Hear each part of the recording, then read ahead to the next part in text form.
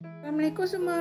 Okey, hari ni kita nak buat menu open house ya, iaitu laksa lemak kuah santan. Okey, kita rebus dulu ikan kembung.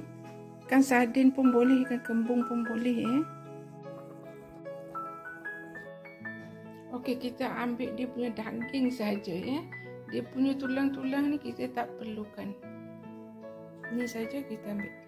Okey, kita ada halia, bawang merah kecil dan juga bawang putih. Kita blender semua ya. Ini periuk yang kita rebus tadi ya, tak apa. Kemudian kita masukkan bahan-bahan yang kita dah blender tadi.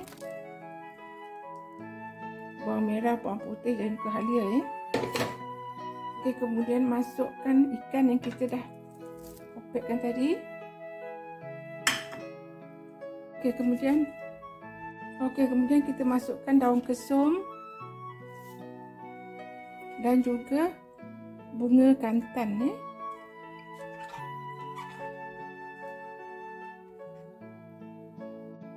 Okey, kemudian kita masukkan air rebusan ikan tadi.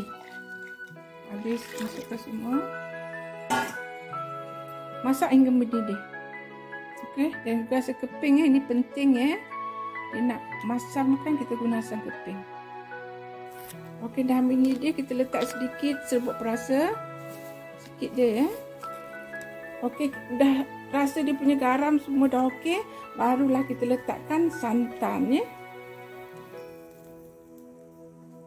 Selepas letak santan ni, kita boleh tutup api. Tak perlu banyak lama sangat ya. Nanti santan ni pecah, dia tak sedap. Okey, kacau-kacau dah sudah.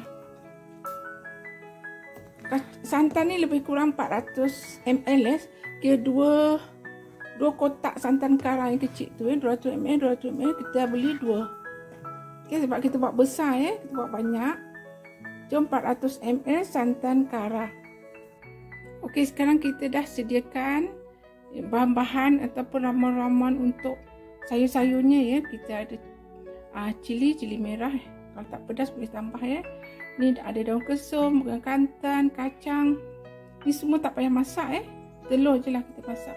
Daun salad, timun dan juga limau nipis. Dan juga ni jangan lupa lah, bahan pentingnya.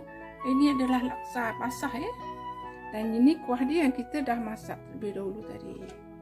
So sekarang kita boleh hidangkan dalam mangkuk ataupun pinggan. Okey, sekarang kita dah siap hidangkan. Letak sedikit ni ya, sambal dia. Kalau nak pedas, letak sikit macam ni. Sekarang dah boleh makan. Memang sedap sangat. Kuah lemak santan ya. Memang sedap.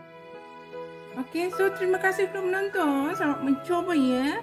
Jangan lupa like, comment, subscribe dan share. Sampai jumpa lagi. Bye.